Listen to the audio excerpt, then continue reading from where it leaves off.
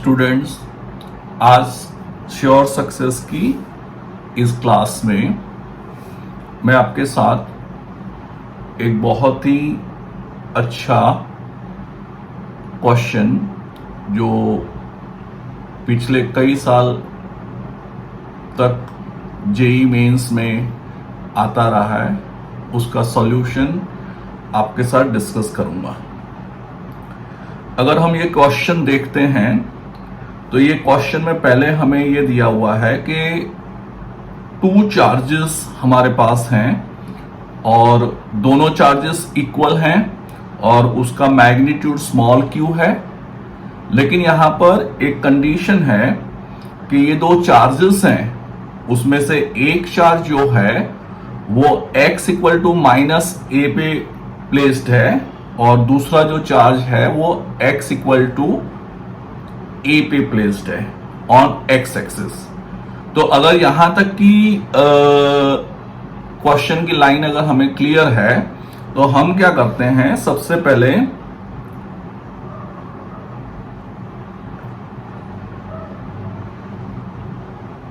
x axis मैंने बना ली।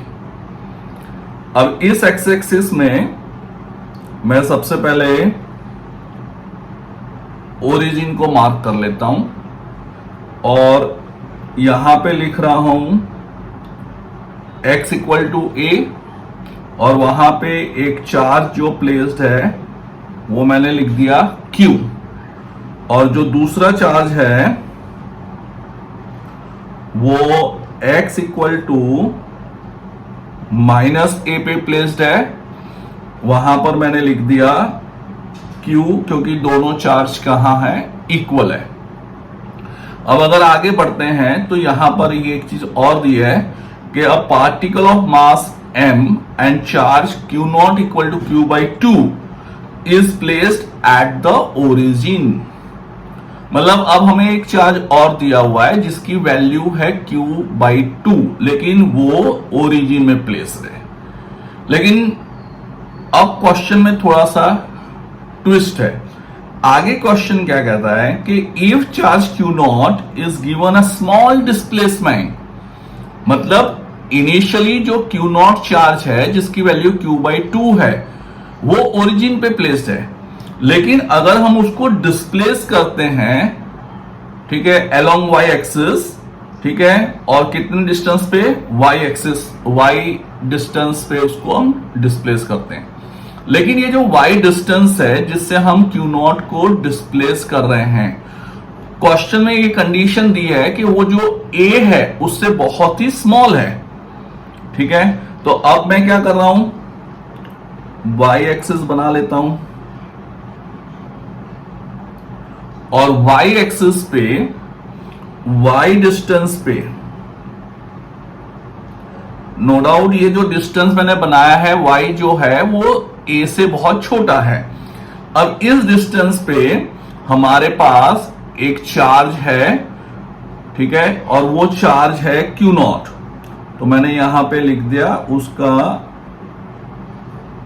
Q not. अब देखिए, समझ लीजिए, आपको अब समझना पड़ेगा कि ये जो Q नॉट चार्ज जो हमने y डिस्टेंस पे रखा हुआ है from the origin along y axis, उस पे हमें नेट फोर्स ढूंढना है। तो ये जो Q नॉट चार्ज है उस पे दो फोर्सेस लगेंगे, और कौन कौन से दो फोर्सेस लगेंगे, तो जो charge x equal to A पे प्लेस्ड है और जो charge x equal to minus A पर प्लेस्ड है, वो दोनों चार्जेस Q नॉट पे फोर्स लगाएंगे। और जब फोर्स लगाएंगे, ठीक है, तो हमें प्रिंसिपल ऑफ सुपरपोजिशन अप्लाई करना पड़ेगा और हम दोनों फोर्सेस का वेक्टर सम करके जो है नेट फोर्स निकाल लेंगे, ठीक है। तो उससे पहले हमें यह पता होना चाहिए कि जो हमारा Q नॉट है और Q है उसके बीच का डिस्टेंस कितना है, तो ये राइट एंगल है और ये डिस्टेंस a है और ये डिस्टेंस y है। तो इसलिए हमारे पास जो हाइपोटेनस है वो आ जाएगा y square plus a square raise to 1/2। Clear. उसी तरह से अगर हम जो चार्ज माइनस ए पे प्लेस्ड है, अगर उसका डिस्टेंस हम निकाल लेते हैं तो वो डिस्टेंस भी आएगा Y square plus A square raise to 1/2। अब हमने डिस्टेंस तो निकाल लिया, अब हम क्या करेंगे, फोर्स की डायरेक्शन निकाल लेंगे। तो फोर्स की डायरेक्शन निकालने के लिए हम ये देखेंगे कि Q0 कैसा है, पॉजिटिव है, और QB कैसा है, पॉजिटिव है। तो पॉजिटिव और पॉजिटिव में रिपल्जन होगा, तो ये हमारा फोर्स आ जाएगा ऑन चार्ज Q0, और उसको मैं F0 से डिनोट कर रहा हूं।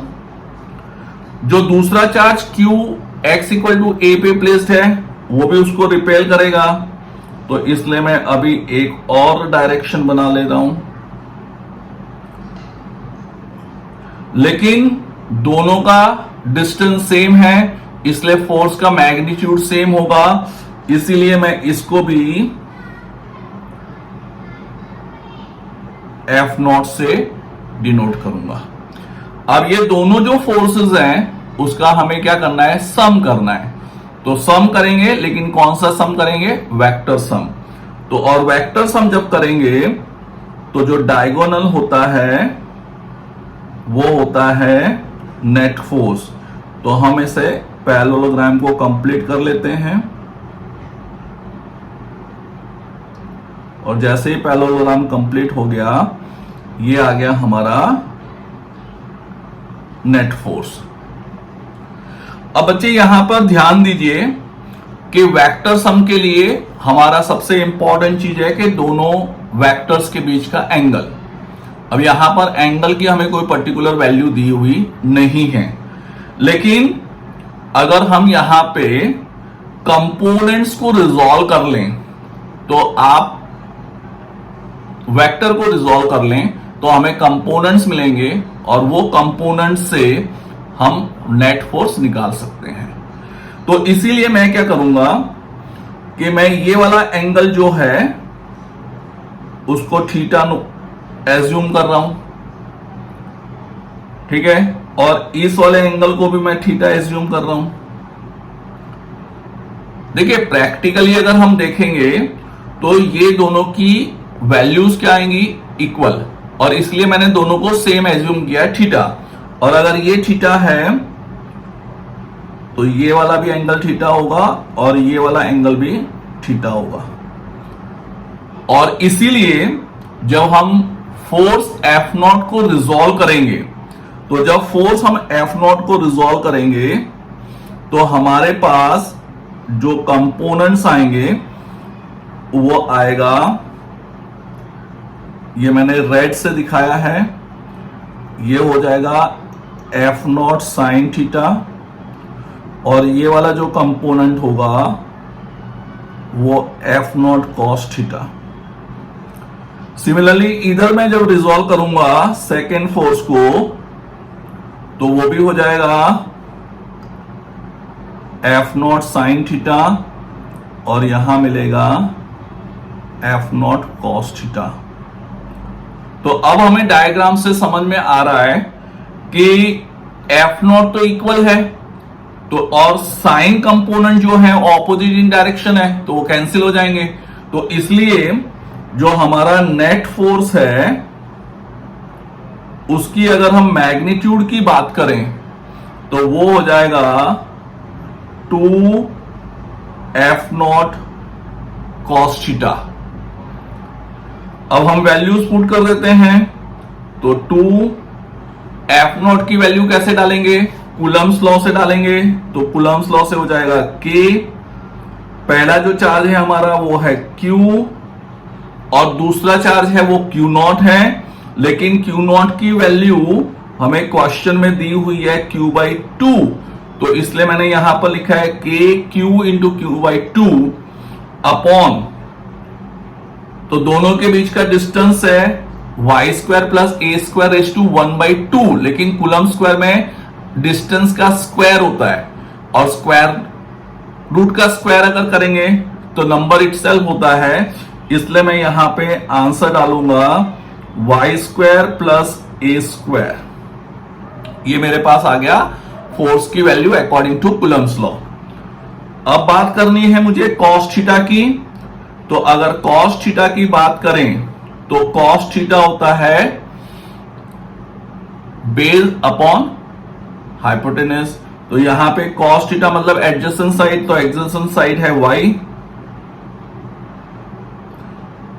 और हाइपोटेनस आ जाएगा Y square plus A square raise to 1/2। अब देखिए हमारे पास ये जो 2 और 2 है वो कट हो रहा है, तो मेरे पास आंसर आ रहा है के क्यू स्क्वायर वाई, और जो मेरा डिनोमिनेटर है वो बन जाएगा Y square plus A square raise to 3/2। 3/2 क्यों बना कि 1 प्लस हाफ होता है 3/2। लेकिन अब मैं इसको एक और सिंप्लीफाई करूंगा, और वो सिंप्लीफाई करूंगा एज पर द क्वेश्चन। और क्वेश्चन में दिया है कि y जो है वो वेरी स्मॉल है, तो y अगर स्मॉल है तो मैं y को इग्नोर कर दूंगा डिनोमिनेटर में कंपेयर टू a। तो इसलिए मेरे पास आ जाएगा के क्यू स्क्वायर वाई, और डिनोमिनेटर में मेरे पास आ जाएगा ए स्क्वायर रेज टू 3/2। तो यहां 2 और 2 कट हो गया, मैंने वाई स्क्वायर को इग्नोर कर दिया, तो मेरे पास फाइनली आ गया के क्यू स्क्वायर वाई अपॉन ए क्यूब, और ये नेट फोर्स का मैग्नीट्यूड है। और इस मैग्नीट्यूड से हम आराम से क्वेश्चन का आंसर दे सकते हैं, और क्वेश्चन का आंसर हो जाएगा कि जो नेट फोर्स है वो डायरेक्टली प्रोपोर्शनल टू क्या आया, y, और डायरेक्टली प्रोपोर्शनल टू y आया, तो इसका मतलब क्या हुआ कि हमारा जो ऑप्शन ए है वो करेक्ट है। बच्चों मैंने आपको ये क्वेश्चन बहुत ही सिंपल तरीके से समझाने की ट्राई किया है, और मुझे लग रहा है कि आपको ये सॉल्यूशन पसंद आएगा। और अगर आपको ये सॉल्यूशन पसंद आ रहा है, समझ आ रहा है, तो मेरी वीडियोस को लाइक करिए, सब्सक्राइब करिए, ताकि मैं आपको और अच्छे अच्छे सॉल्यूशन दे पाऊं। Thank you very much.